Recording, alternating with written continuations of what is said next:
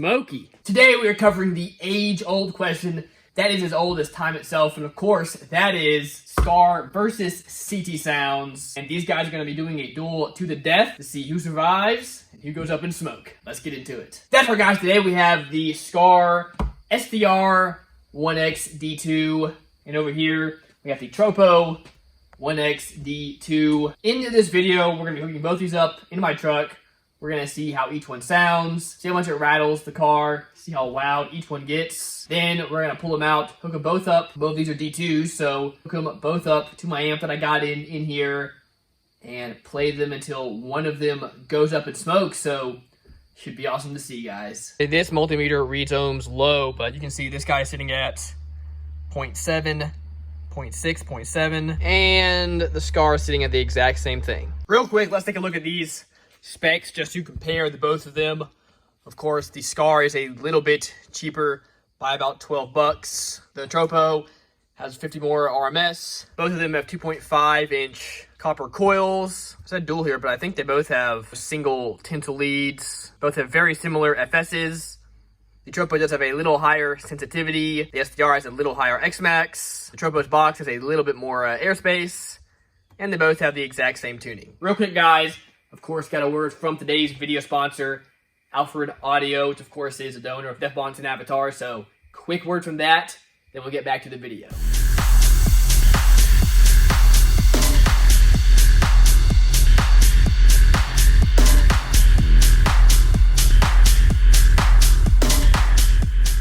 If you want an awesome sub, but you gotta keep something small, you still want to stick in a budget, I would recommend getting something like this Machete Fight S. This sub may not look like much, but they pack a lot of really just overall great quality into this guy at an affordable price. Again, they don't have a lot of bells and whistles, don't look crazy, but they put the money where it really counts. You have a really nice coil in here.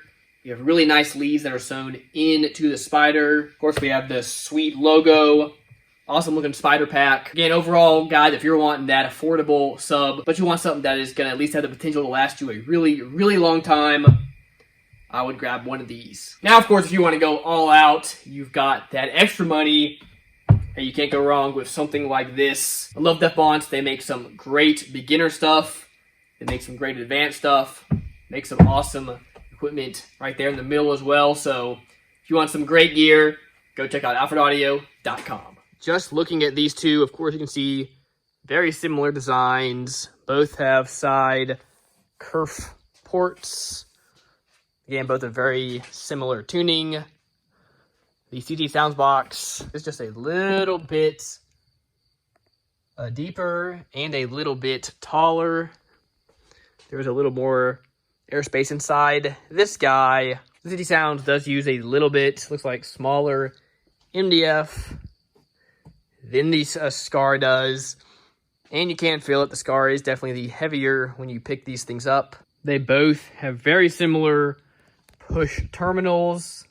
Skars are just solid. As you can see there, these have got the ones with a little hole in them, but pretty much the same size. We'll say these feel a teeny bit cheaper than these, but hard to say, guys. They're really pretty much the exact same. Both of these guys flush mount the subs, but the Skar sticks out a little bit and does have a bit of a gap around the edge, whereas the CT Sounds does not stick out and looks like it fits in there pretty much just perfect. All right, pulling both of these guys out. First off, the CT Sounds has this fella here that actually had a little bit of adhesive on it to really make sure this thing's sealed. This guy was just sitting, right on the carpet, but I've never ever had a problem with any of these boxes really leaking, so not a big deal there. Another interesting fact, I've had a bunch of these Skar boxes. They've never been flush mount. If you buy just the box alone, always been surface mount, like you see here. Like you see here, like you see with this little guy down there, but apparently when you buy this as a package, maybe they have not always done this, maybe this is new, but it is interesting that these guys are actually flush mount. Moving down, of course, we get the Tropo sub with this guy. The one thing I really like here, They use really nice oxygen-free copper. Well, they say 12 gauge, but it's pretty beefy, real beefy 12 gauge. We've got decently beefy leads. And I just love that they have soldered all these. These things are soldered really nicely.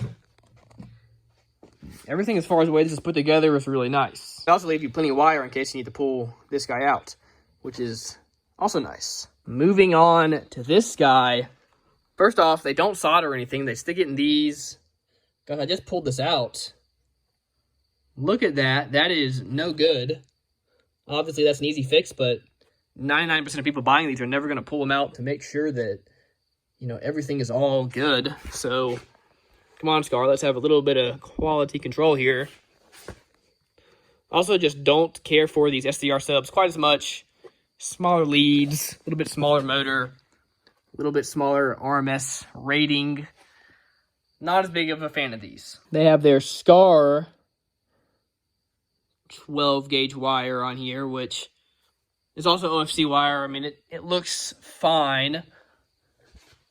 I don't know. Looks to me like it's a little less beefy than the CT Sounds wire, but for these, for the power both these subs take, not really going to matter. All right, went ahead and fixed that wire. One of the problems is they don't really leave this long enough, so just kind of makes it a little tough if you're switching out subs. Well, guys, with my initial comparison of these two, I'm going to say the box on the Skar, in my opinion, wins. Bigger MDF, a little bit nicer terminals.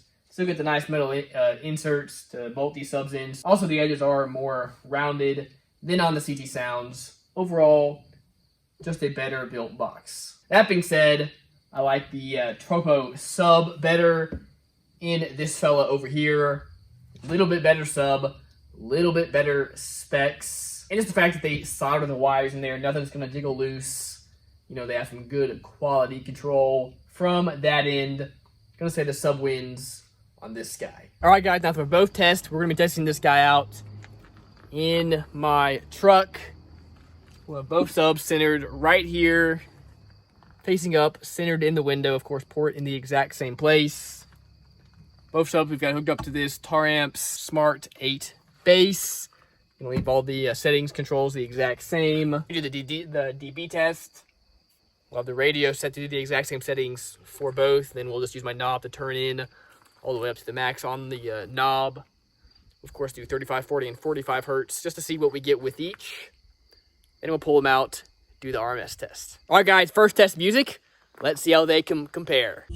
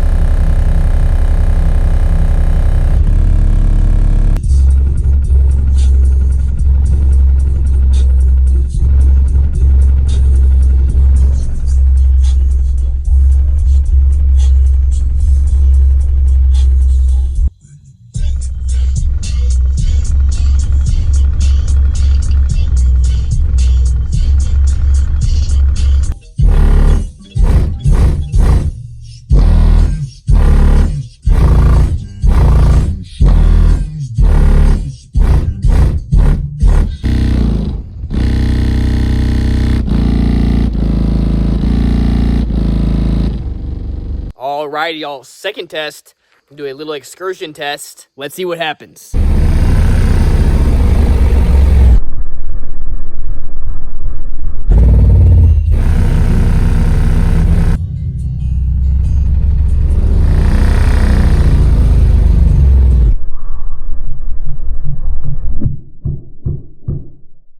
And third test, y'all, of course, the DB test in this thing.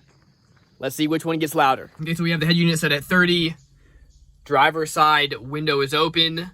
Every other setting is going to be the same. We're going to have my bass knob, which is over here. We're going to roll into it all the way up to the max position on it. See what score we get at each frequency. All right, guys, 35 hertz. Everything hooked up. Let's see what we get. All right, 133.8. We have this set to 40 hertz. Woo, moving there. 131.4. All right, guys, 45 hertz. Woo, maxing it out. 132.1. Now, again, I know y'all are going to comment that you've got your singleton doing a 145, you know, whatever. That is not the point of this, guys. The point of this is to see which one does louder, exact same circumstances, so same volume, same box position, all that stuff. So that's what we're doing. All right, we've got this CT Sounds in here now. Everything the exact same. Driver's side window open. Let's see, turning this guy to 30. Mini bass meter in the exact same spot. Let's get it. All right, fellas, 35 hertz. Got a 133.0. 40 hertz. Oh, big jump there, though. 133.8. And 45 hertz. Woo! That guy maxed out. Hey, but we did get a better score, though. 135.3. All right, so I believe at 35 hertz, the Skar did better, but at 40 and 45 hertz, this guy did better. And one thing I do want to mention, one, this guy has a higher sensitivity. Two, technically we do have a little bit more airspace inside this box. So, hey, maybe that is why we were able to squeeze out a teeny bit more power. That being said, guys, in my opinion, both were really super close. Not really going to be able to tell the difference, in my opinion. All right, we've got both of these guys hooked up on my little test bench over here. Again, these are wired to 1 ohm. We have them wired together down to half an ohm. Got them on my base 8K. A timer right here, so we'll be able to see how long they last. Got my SMD 8mm1 right here, so we'll be able to see the power that goes through them. One quick note about this SMD meter, sometimes it'll die after like 3 or 4 minutes, so if it does, hey, no big deal. Once we get this thing set to right around that 600 watts per sub, so it's going to show probably 1300 on the meter, we're just going to leave it alone. We're going to let these things cook and see what happens. Okay, so I'm up here editing, and I realized for the first like 2 minutes and 50 seconds, the camera did not record. That being said, both subs were fine. Made it through, and that's when I realized it wasn't working, so I went ahead and hit play, and they went on for several more minutes, so sorry about that, guys. I don't know what happened. I don't know what that was. The system just shut off, so I guess turn it back on, keep on going.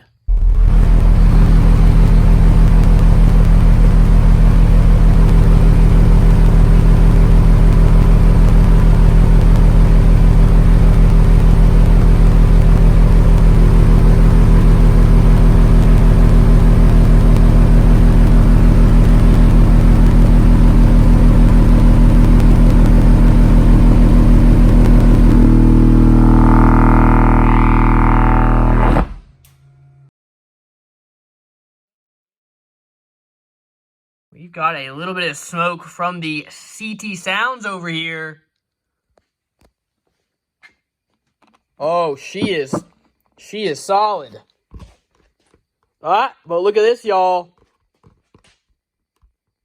Skar is hot as can be, but it's still okay. Alright, let's pull this guy out.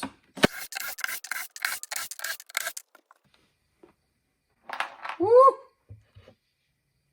Shoo-wee. Smoky. Okay, so good news. When this guy went out, just put the amp to protect. It is back on working. Let's make sure this sub is still cooking. And it is, y'all. However, it sounds a little odd. All right, went ahead, pulled this guy out. All the leads look just fine. Spider looks just fine. Don't hear anything really rubbing, so maybe this guy is okay. Well, there you have it, guys. Ran both these guys head to head. And you saw it. The CT Sounds is the one that ended up going up in smoke, leaving the Skar the victor of this test. Overall opinion, in the car, they both sounded about the same. The Skar seemed to do a little bit better on a little bit lower frequencies, maybe, but kind of hard to tell. Y'all can watch the video and decide for yourself. But overall, guys, very, very comparable setup. But I do gotta say, the Skar does seem to have a little bit nicer box, and it did seem to outdo itself in the RMS test. Both subs made it up to about 6 minutes, but the Skar is the one that kept going, so there you have it, guys. All right, that's gonna do it for this video. Stay tuned for the next one. Let me know what you want me to review in the future. Do you want to see more heads-to-heads like this? Let me know. That's gonna do it for this video. Remember, as always, guys, keep basing on.